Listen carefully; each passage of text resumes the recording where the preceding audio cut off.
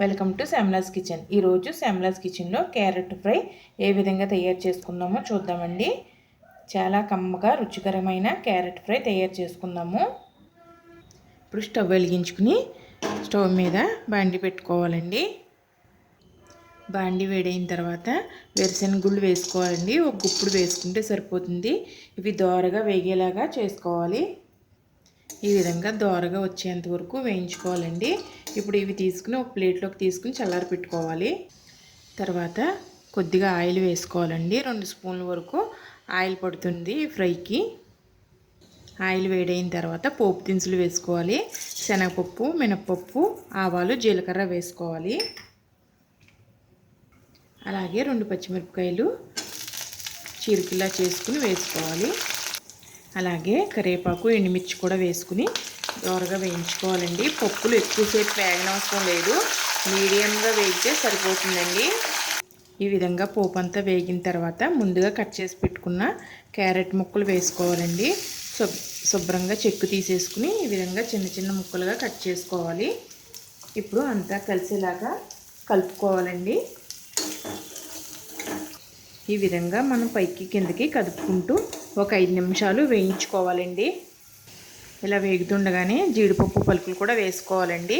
మీరు పలుకులా వేసుకున్నా పర్లేదు, బద్దలా వేసుకున్నా పర్లేదు. ముందుగా పోపులో వేసుకుంటే బాగా ఎర్రగా వచ్చేసి బాగోవని నేను ఇప్పుడు వేస్తున్నానండి.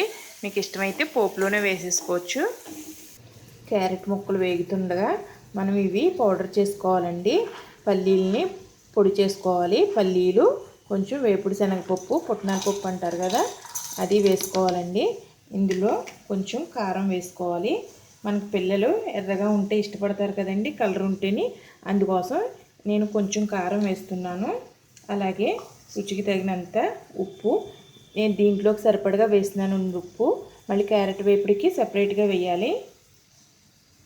ఈ విధంగా అన్నీ మిక్సీ జార్లో వేసుకుని పొడిలా చేసుకోవాలండి. ఈ విధంగా పొడి అయిన తర్వాత ఇందులో 4 వెల్లుల్లి రేకలు వేసుకుని మళ్ళీ ఒకసారి గ్రైండ్ చేసుకోవాలండి. మరీ మెత్తగాను కాకుండా వెల్లుల్లి బాగా చితుక్కోకూడదు. ఈ విధంగా ఉంటే సరిపోతుందండి. ఇప్పుడు ఈ పొడిని పక్కన పెట్టుకోవాలి. ఇప్పుడు క్యారెట్ ముక్కలకి సరిపడగా ఉప్పు వేసుకోవాలండి. చూసుకుని వేసుకోండి, మనం పౌడర్లో కూడా వేసుకున్నాం కాబట్టి. అలాగే పసుపు కూడా వేసుకోవాలి, 1/2 టీ స్పూన్. ఇప్పుడు అంతా కలిసేలాగా ఒకసారి పైకి కిందకి కలుపుకోవాలండి. ఇప్పుడు అంతా కలిసిన తర్వాత కొద్దిగా మనం వాటర్ తీసుకోవాలండి. ఇలా కొద్దిగా వాటర్ తీసుకుని ఈ విధంగా చిలకరించుకుంటే చక్కగా వేపుడు బాగా మగ్గిపోతుందండి. ముక్క మెత్తబడి చక్కగా వేగుతుంది. ఇప్పుడు మూత పెట్టుకుని 2 నుంచి 5 నిమిషాల వరకు మగ్గించుకోవాలి. చక్కగా వేగిపోయిందండి వేపుడంతా. ఇప్పుడు ఒకసారి కలుపుకోవాలి.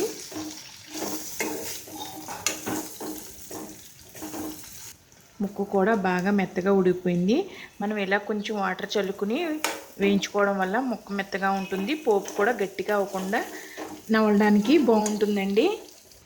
ఇప్పుడు మనం ముందుగా రెడీ చేసుకున్న పల్లీల పొడి వేసుకుందామండి.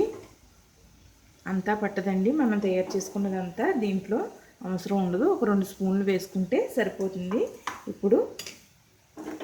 ఇప్పుడు అంతా కలిసేలాగా కలుపుకోవాలి. అయిపోయిందండి, రెడీ అయిపోయింది. మనకి క్యారెట్ వేపుడు రెడీ అయిపోయింది. చక్కగా ఇప్పుడు స్టవ్ ఆఫ్ చేసేసుకుని మనం బౌల్లోకి తీసేసుకోవాలి. ఫ్రెండ్స్, ఎంతో రుచికరమైన క్యారెట్ వేపుడు అండి. చాలా కమ్మగా ఉంటుంది. జీడిపప్పు వేసుకున్నాం, పల్లీలు వేసుకున్నాం, వేరుశనగపప్పు వేసుకున్నాం కదండి. చాలా బాగుంటుంది. వేపుడు శనగపప్పుతో రైస్లోకి చాలా టేస్టీగా ఉంటుందండి. ఫ్రెండ్స్, ఈ వీడియో కనుక మీకు నచ్చినట్లయితే please subscribe my channel, share చేయండి, లైక్ చేయండి. మీ సలహాలను కమెంట్స్ ద్వారా తెలియచేయండి. Thank you for watching.